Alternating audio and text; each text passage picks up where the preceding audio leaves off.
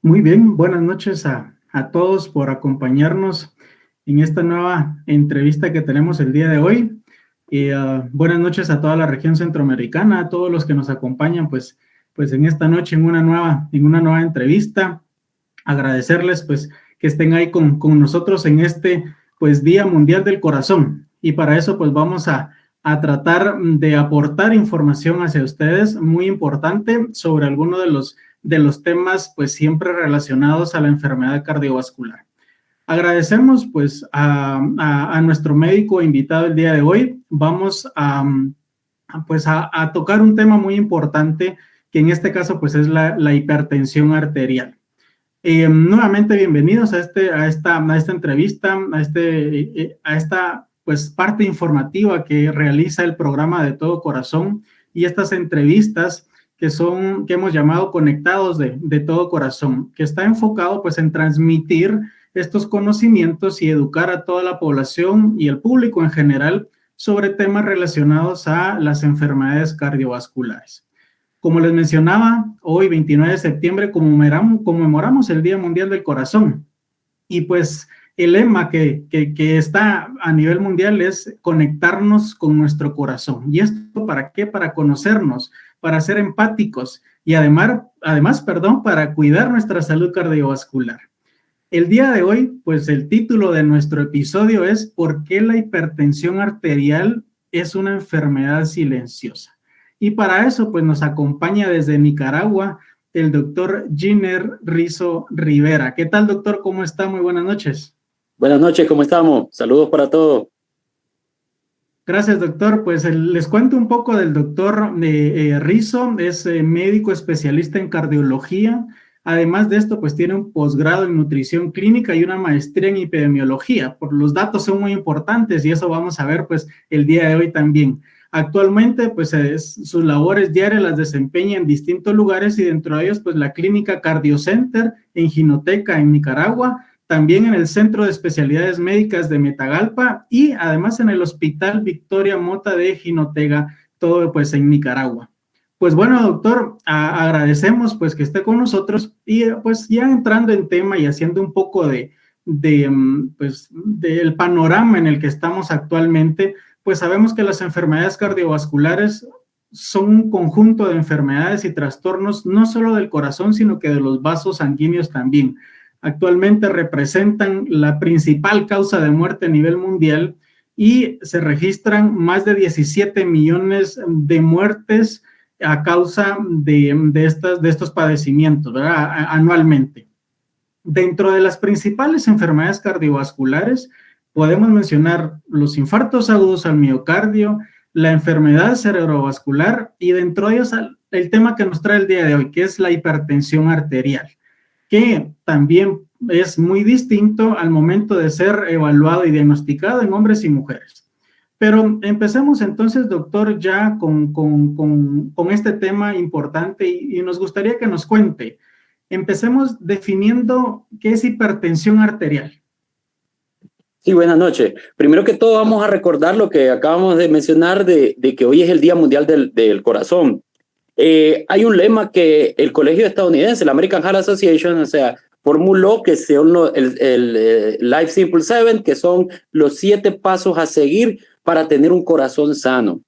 Ellos formulan de que existen 2 factores mecánicos y son la obesidad y la presión arterial alta. O sea, si nosotros tenemos una presión arterial controlada, baja, menos de 120/80, es una de las formas de tener un corazón sano. Los otros son 2 factores metabólicos, el colesterol alto y el azúcar alto. Si tenemos eso alto, vamos a desarrollar enfermedad cardíaca. Por tanto, tenemos que tener un azúcar en sangre menos de 100 en ayunas y un colesterol total menos de 200. Y están 3 factores que son de conducta y es tratar de hacer ejercicio, hacer una dieta saludable y no fumar. Esos son los 7 pasos. Y como vemos, en uno de ellos es la presión arterial. O sea, la hipertensión arterial es una definición realmente arbitraria.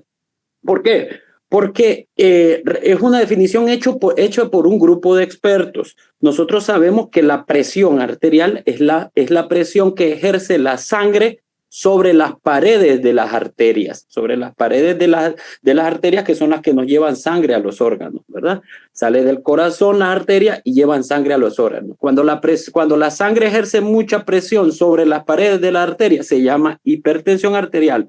Pero el problema es que la presión comienza a aumentar, el riesgo de complicaciones cardíacas comienza a aumentar a medida de que aumenta la presión arterial, ya desde 110 milímetros de mercurio hacia arriba. Pero se definió un punto de corte de 140 milímetros de mercurio porque es a partir de ahí donde se comienzan a demostrar mayores complicaciones cardíacas.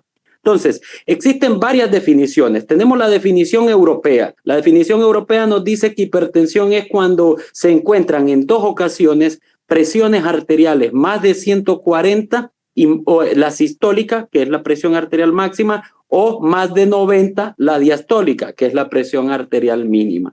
Entonces, definimos hipertensión arterial como eso, 2 tomas de más de 140 o más de 90 la diastólica. Pero también tenemos la definición de la sociedad, de la American Heart Association, que ya son un poco más agresivos y dicen que son cuando la presión se eleva más de 130 la sistólica y más de 80 la diastólica. Para cosas prácticas es bueno dejar claro que nosotros nos guiamos por la Sociedad Europea de Cardiología y asimismo la mayoría de cardiólogos de Centroamérica y Latinoamérica nos seguimos guiando y definimos hipertensión cuando se toma la presión y en 2 ocasiones se tiene una presión arterial del paciente más de 140 o más de 90 la diastólica.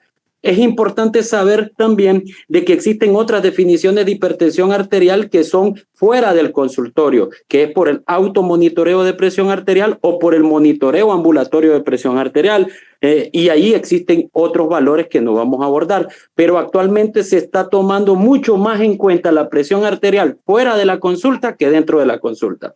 Bueno, concluyendo, la pregunta sería de que hipertensión arterial es la elevación de las presiones arteriales por encima de los valores considerados como normales en dos ocasiones o más, y esos valores son más de 140 y más de 90. Perfecto, doctor. Entonces, pues dentro de las distintas definiciones, pues vamos cayendo en algunas que la población debería estar pues atenta también, de hacer las consultas necesarias, porque entonces ya sabemos que el médico especialista es el que tiene que realizar este diagnóstico para poder dar un tratamiento adecuado. Y hablando del público, pues los invitamos también a que nos hagan las distintas preguntas si tienen alguna duda, algún comentario, algún saludo para el doctor, que es muy conocido también. Entonces, por favor, hacerlo ahí dentro del chat que tenemos, dentro de nuestro Facebook Live, y con mucho gusto, pues estaremos contestando la mayor parte de preguntas que podamos dentro del tiempo que tenemos el día de hoy. Y pues, doctor, usted nos hablaba de algunos factores que nos pueden llevar a padecer algún tipo de enfermedad cardiovascular. Hablando específicamente de la hipertensión arterial, ¿qué factores pueden hacer a una persona llevar o desarrollar esta patología? La hipertensión arterial nosotros la podemos dividir en 2 grandes grupos. Entonces tenemos la hipertensión arterial primaria, que es la más común, más del 90% de los pacientes, o sea, 9 de cada 10 hipertensos tienen una hipertensión arterial primaria. Y tenemos la hipertensión arterial secundaria. La hipertensión arterial secundaria es menos frecuente, menos del 10%, entonces, y ahí es donde la hipertensión es algo secundario a una enfermedad. Por ejemplo, si tenemos una enfermedad del riñón, pues tenemos hipertensión secundaria a esa enfermedad. Si tenemos una enfermedad de la tiroides, puede ser una hipertensión secundaria a la enfermedad de la tiroides. Esa hipertensión se considera hipertensión secundaria y es un grupo aparte.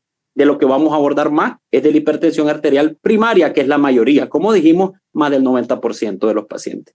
Entonces, la hipertensión arterial primaria es multifactorial, o sea, vienen mezclados factores genéticos, herencia familiar. Ya traemos un pool de factores de riesgo para desarrollar hipertensión, pero si a eso le añadimos, por ejemplo, una dieta rica en sal, una obesidad o sobrepeso, falta de inactividad física o vida sedentaria, tabaquismo, alto consumo de alcohol, estrés, esos factores de riesgo desencadenan ya el pool genético, los factores genéticos que nosotros ya teníamos. Entonces, la hipertensión arterial primaria es multifactorial, donde se concibe que existe un factor de riesgo genético que es desencadenado y exacerbado por otros factores de riesgo, como dijimos, la obesidad, el hábito de fumar, la inactividad física, la mala alimentación, especialmente con alto consumo de sal, el estrés, el alto consumo de alcohol.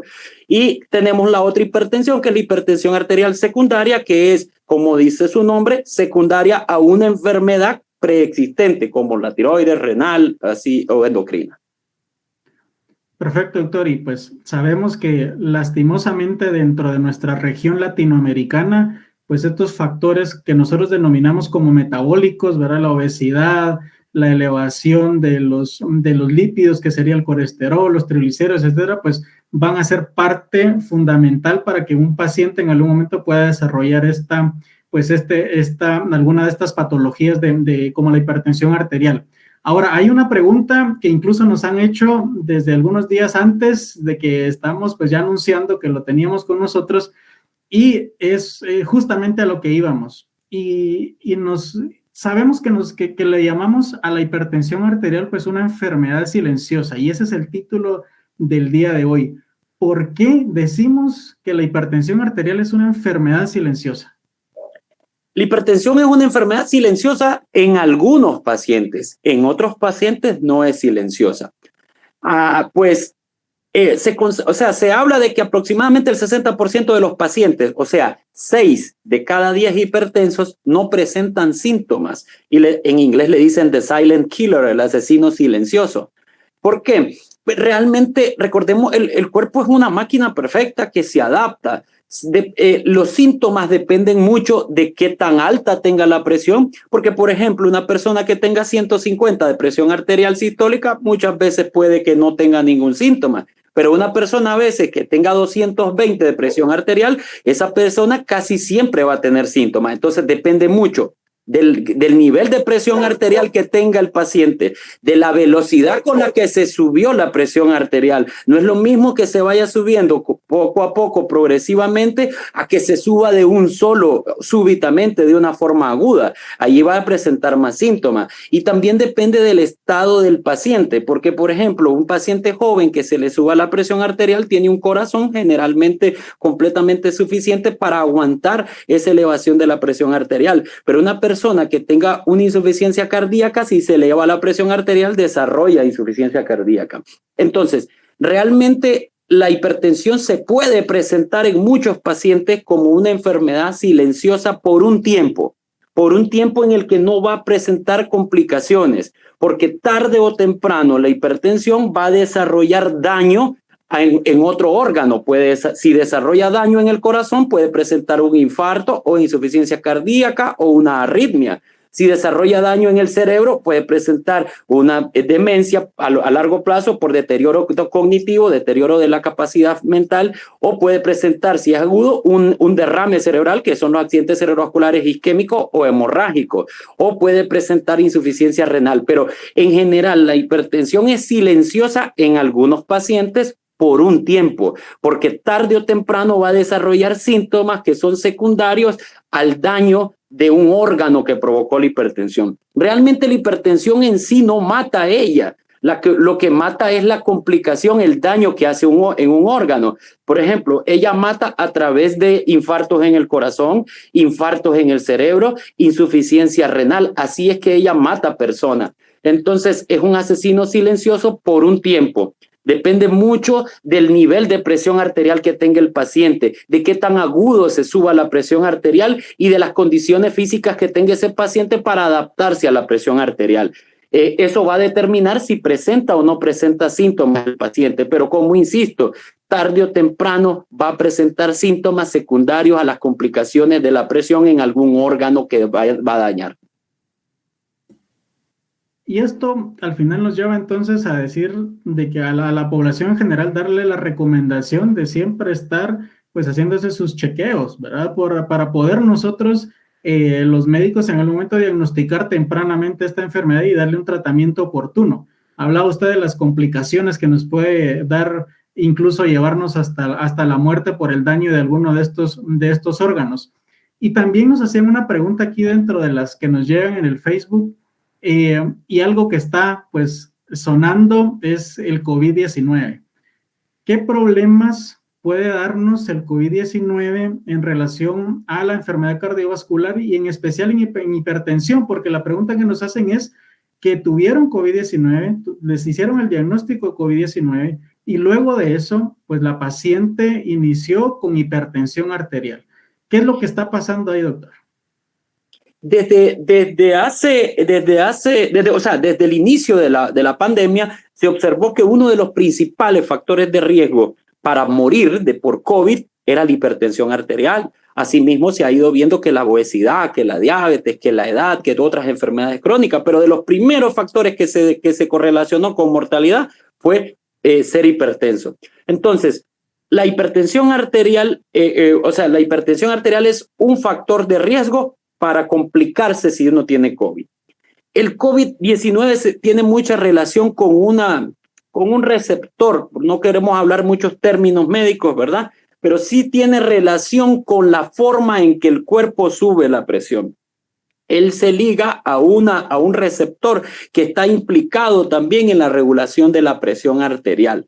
Ahora, es muy frecuente que se vea estas dos cosas. Primero, que un hipertenso, si está mal controlado y le da COVID, se complique. Por eso es que se llama a la población a mantener, además de vacunarse, de la distancia física, del uso de mascarilla, de lavarse de las manos, de vacunarse, se llama también al control de las enfermedades crónicas, porque no es lo mismo que alguien adquiera el COVID-19 con una hipertensión controlada que lo adquiera cuando tiene la hipertensión fuera de metas. Tiene peor riesgo, tiene más riesgo de complicarse el que está descontrolada de su enfermedad crónica. Eso es lo primero.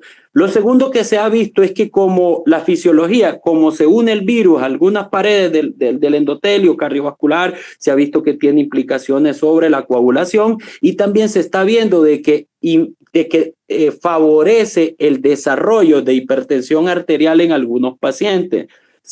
Todavía no existen estudios a gran escala en ese caso específico, pero sí ya hay reporte de casos donde se observa de que hay muchos pacientes que tenían esa herencia, que tenían ese riesgo de desarrollar hipertensión y que se desencadenó la hipertensión después, ya sea después de sufrir COVID, y también se ve frecuentemente cuando se vacuna para COVID. O sea, esto no quiere decir para nada, que no se vaya a malinterpretar, que las vacunas son dañinas, para nada. La vacuna está recomendada para toda la mayoría de pacientes posible.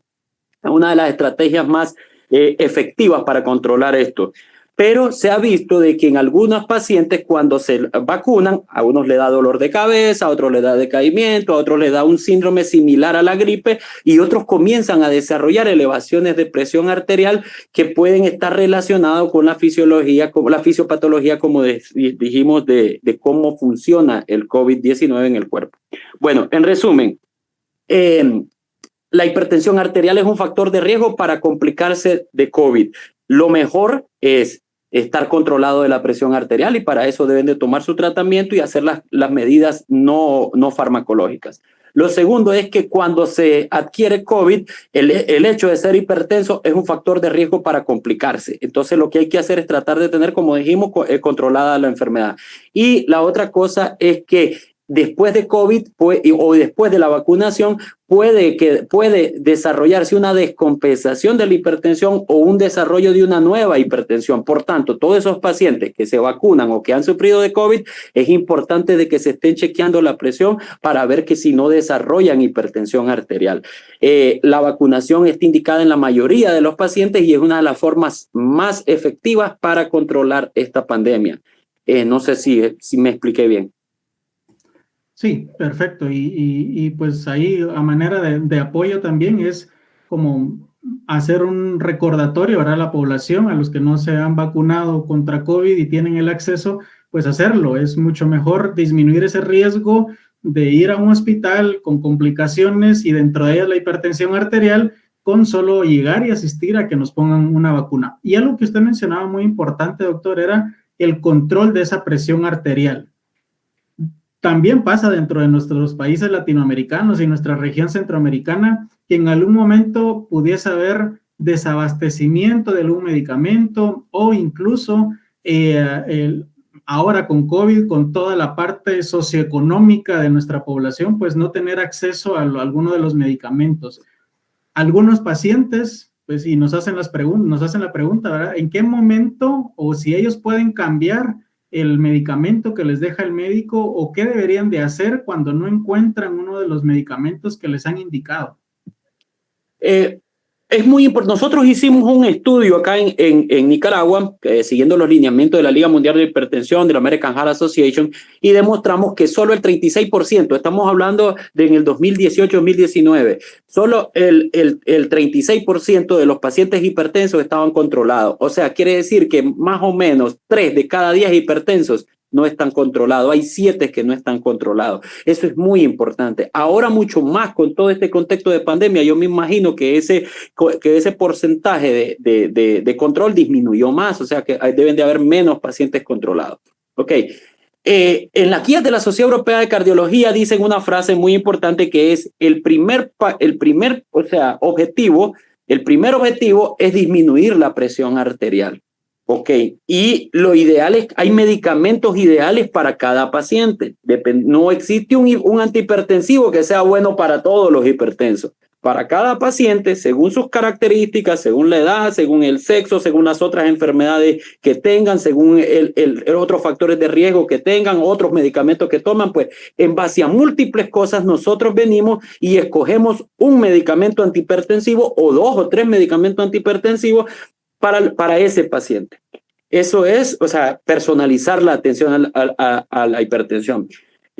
Si en un dado caso no existiera el medicamento el medicamento exacto que él está tomando, hay algo que se llama bioequivalencia. La bioequivalencia, podríamos buscar otro medicamento que fuera bioequivalente al medicamento que está tomando él. Y en otro caso, yo pues preferiblemente yo no recomendaría que él solo cambie de un medicamento para otro medicamento sin consultar primero a un médico. Creo que lo ideal es que si él no encuentra su medicamento, no encuentra otro bioequivalente, pues que consulte a su médico para ver cuál es la mejor estrategia a seguir, porque no es lo mismo. Hay pacientes que confunden, por ejemplo, 100 miligramos de losartán es una cosa versus 40 miligramos de, por ejemplo, olmesartán. Muchas veces los pacientes creen que deben de tomar 100 miligramos de olmesartán. O sea, son de la misma familia, pero tienen perfil farmacológico distinto, tienen dosis distintas, no es lo mismo, no deben de llegar a 100 miligramos de olmesartán para que sean igual a 100 miligramos de losartán, por ejemplo. Entonces, yo lo que digo es esto: si el paciente está con un tratamiento, no está el medicamento exacto que él tiene, debe de buscar un medicamento que sea bioequivalente y debe de preguntar si es bioequivalente. Si no es bioequivalente, pues mejor que busque un consejo de su médico, que es lo ideal para ver por cuál lo puede reemplazar en este contexto. Pero cambiar su medicación él solo no es recomendable. Excelente. Y eso es, entonces, consulte a su médico. Siempre consulte, eso es lo más importante que tiene que hacer. Si tiene alguna duda, vamos con el médico. Él es el especialista y él es el que nos puede ayudar en este caso. Doctor, hay una cantidad enorme de preguntas, pero revisándolas hay algo que me parece interesante. Muchos pacientes jóvenes, 25, 30, 35 años, incluso 19 y 28 años, que ya hicieron diagnóstico de hipertensión arterial. Son pacientes jóvenes. ¿Por qué ahora tenemos una población mucho más joven? ¿Siempre se ha visto esto o hasta ahora es que lo estamos viendo? ¿Qué nos puede comentar usted? Pues pueden pasar dos cosas. Puede ser que hasta ahora lo estamos diagnosticando y siempre ha pasado, porque ahora hay más acceso a dispositivos electrónicos, hay incluso ya ahora los smartwatch, tenemos los tensiómetros digitales que los pueden tener en su casa, tenemos muchas aplicaciones, o sea, hay muchas formas, hay más acceso al diagnóstico. Entonces, puede ser una de las cosas. que esto ya estaba pasando y nosotros no nos dábamos cuenta porque simplemente las personas jóvenes no se tomaban la presión. Y ahora con todo el acceso a esto, ya se toman más la presión y por eso es que se diagnostican más. Eso es una de las teorías que podemos plantear. Y la otra teoría es que también hemos cambiado tanto a una alimentación poco saludable que la cantidad de sal que comemos es exagerada, la cantidad de comida rápida y de carbohidratos que comemos es exagerado, la cantidad de grasa también. Normalmente una dieta ideal sería menos de 3 gramos de sal y las dietas de Centroamérica y de Estados Unidos y México andan por encima de los 10 gramos. Es absurdo que más del 80% de los centroamericanos tengan sobrepeso u obesidad. O sea, estamos hablando que de cada 10 personas, 8 son sobrepesos y casi aproximadamente 3 son obesos. O sea, el sobrepeso está completamente correlacionado a la aparición de hipertensión. A mayor prevalencia de obesidad, mayor prevalencia de hipertensión. Entonces también lo que estamos viendo es una gran pandemia de obesidad que está llevando a una pandemia de hipertensión, que va a llevar a una pandemia de enfermedades cardiovasculares cuando tengan 40, 50 años, porque la hipertensión no mata a las personas en 2 años, toma tiempo para llevar. Lo que hace la hipertensión es acelerar el envejecimiento de las arterias. O sea, un paciente lo que hace la hipertensión es que aquel infarto cerebral que le iba a dar a uno a los 80 años,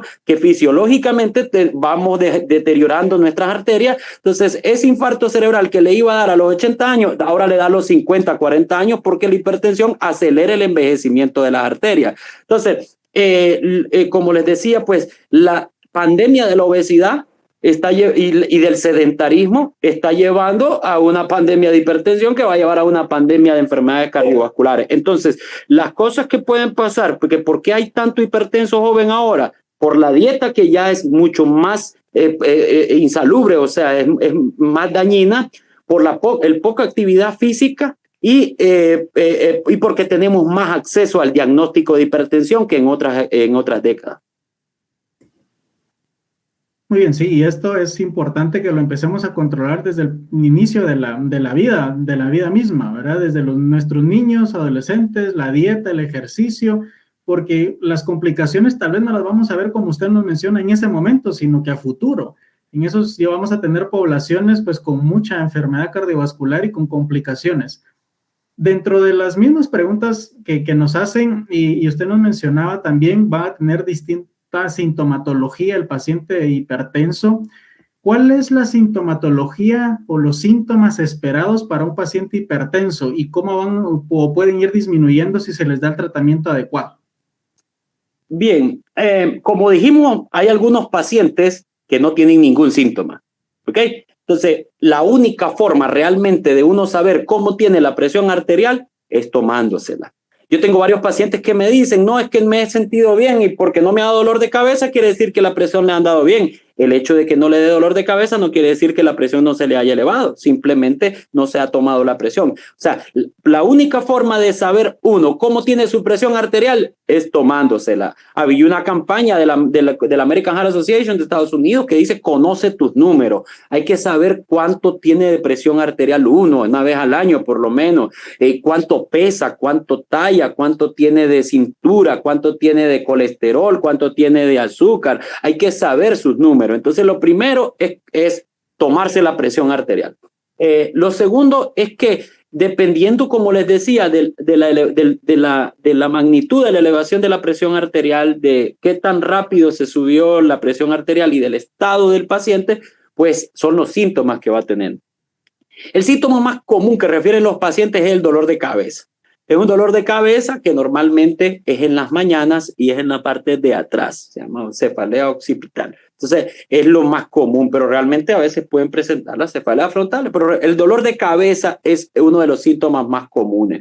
Otro de los síntomas más comunes que siente el paciente es que se siente caliente y roja la cara.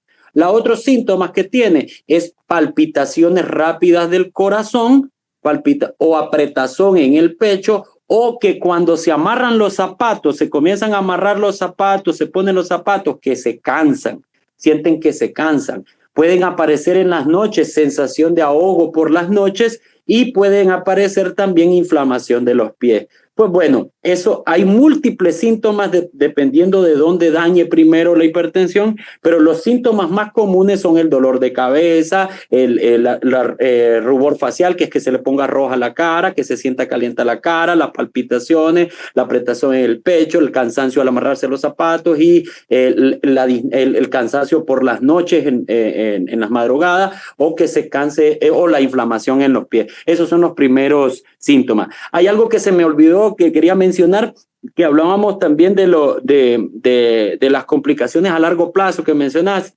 Hay unos estudios donde han demostrado que, por ejemplo, si hay alguien que tiene una obesidad mórbida, o sea, una gran obesidad, y se hace una cirugía de bypass a los 30 y pico de años, 35 años, y otro se lo hace ya a los 50 años, pues el que se lo hace a los 50 años lo único que hace es disminuir de peso por estética. ¿Por qué? Porque ya el daño que hizo la hipertensión y la obesidad y todo eso ya quedó por dentro.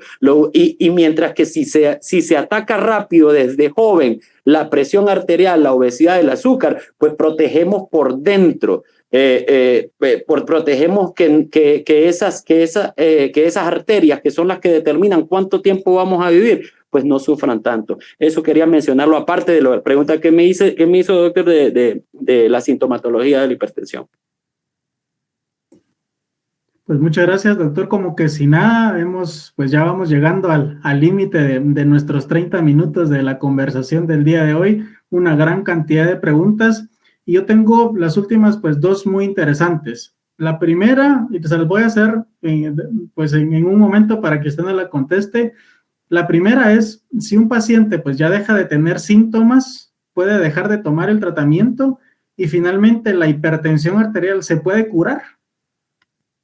Ok, entonces, primero que todo, la hipertensión arterial, como les dije, había dos grupos: la hipertensión arterial primaria, que es la mayoría de los pacientes, y la hipertensión arterial secundaria. La hipertensión arterial secundaria puede curarse. Por ejemplo, si tuviera una enfermedad de la glándula suprarrenal y se quita la glándula suprarrenal, esa enfermedad, pues la hipertensión se puede curar. Entonces, si tuviera una enfermedad de la tiroides que se puede quitar, tratar, entonces ahí se podría curar. O sea, la mayoría la minoría de las hipertensiones arteriales se pueden curar. La mayoría de los hipertensos no se curan. Caen dentro de un grupo que se llaman enfermedades crónicas. Crónicas es toda la vida, va a vivir toda la vida con esa enfermedad. Pero ¿qué es lo más importante? Es como el azúcar, como el asma bronquial, que lo que hay que hacer es mantenerlas controladas para que no nos dañe los órganos. Si llevamos un tratamiento adecuado, tanto las medidas no farmacológicas, o sea, la dieta, el ejercicio, controlándose bien, tomándose la presión y tomándose un medicamento, pues vamos a evitar las complicaciones que nos puede dar la hipertensión. Pero la mayoría de la hipertensión arterial no se cura. Otra cosa que es un error es que el paciente, y es muy común que pase, de que el paciente pasa 6, 7 meses bien controlado de la presión y él piensa que ya se curó, deja de tomar el tratamiento y puede pasar 15 días el paciente o un mes incluso sin que se le suba la presión. Pero cuando se sube, en algunas ocasiones, es una elevación brusca que puede provocar un accidente cerebrovascular, o sea, un derrame o un infarto. Entonces, la hipertensión arterial primaria en general no se cura, y si usted pasa con mucho tiempo con su presión arterial controlada gracias al medicamento, no quiere decir que se curó y que puede dejar de tomar el tratamiento, porque eso tarde o temprano se va a volver a subir y puede provocarle una complicación muy grave. Muy bien. Pues agradecemos a todos los que estuvieron conectados con nosotros el día de hoy en este interesante tema de lo que es, pues, la hipertensión arterial como una enfermedad silenciosa. Dentro de las conclusiones que podemos llegar entonces es cuidarnos, conectarnos con nuestro corazón, cuidémonos desde el punto de vista dietético, desde el punto de vista físico, consultemos con nuestro médico, hagámonos nuestros chequeos constantes. Y pues para este cierre, doctor, solo le quiero pedir unas últimas palabras. ¿Qué consejos le daría usted, pues, a nuestro público que está con nosotros en este momento para evitar que haya una complicación o que lleguen a padecer la hipertensión arterial, y para los que ya tienen la hipertensión arterial, para que la puedan tener controlada y no tengan estas complicaciones? Unas últimas palabras para despedirnos, doctor. Pues lo primero es que el objetivo, cuando uno trata a un paciente como médico a paciente, el objetivo no solo es controlar la presión, sino disminuir el riesgo cardiovascular total, o sea, el riesgo de que esa persona tenga una complicación del cerebro, del corazón o del riñón. Entonces, de nada va a servir, esto es muy importante que los pacientes lo sepan, de nada va a servir que él esté perfectamente controlado de la presión si el azúcar no se lo controla, si sigue fumando, si sigue comiendo que no sea saludable, si sigue teniendo otros factores de riesgo. O sea, que no solo es controlar la presión arterial, es controlar todo el riesgo cardiovascular, controlar todos los factores de riesgo que mencionamos al inicio, que son los 7 pasos para cuidar el corazón, pues. Eso es lo primero, disminuir el riesgo cardiovascular total. Y lo segundo es hacerse continuamente su chequeo de presión arterial para saber cómo tiene la presión arterial. Y por último, siempre, si tienen dudas, consultarse al médico. La hipertensión arterial es una enfermedad crónica y puede pues complicarse con múltiples enfermedades. Pues muy bien, agradecemos al doctor Jimmy Rizo que nos acompañó en esta oportunidad desde Nicaragua. Pues invitamos a todo el público, pues también a seguir haciendo sus comentarios, a seguir haciendo sus preguntas, a seguir al doctor en sus redes sociales también, que es muy activo. Él pues también publica información que es importante para ustedes. Entonces, si quieren seguir conociendo de esto, pues los invitamos a seguirlo a él también. Y pues agradecerles esta noche haber estado con nosotros, invitarlos y a que estén atentos a nuestras redes sociales también del programa de A Todo Corazón, porque vamos a seguir teniendo contenidos como este. Definitivamente esta creo que debería de ser una de los temas que tiene que tener una segunda parte, ¿verdad, doctor? Entonces, pues agradecerles a todos, invitarlos a estar pendientes, como les mencionaba, y que pasen pues todos una muy buena noche. Los esperamos en una próxima entrevista de Conectados a Todo Corazón. Muchas gracias, muy buenas noches, gracias doctor Rizo y nos vemos en una próxima ocasión.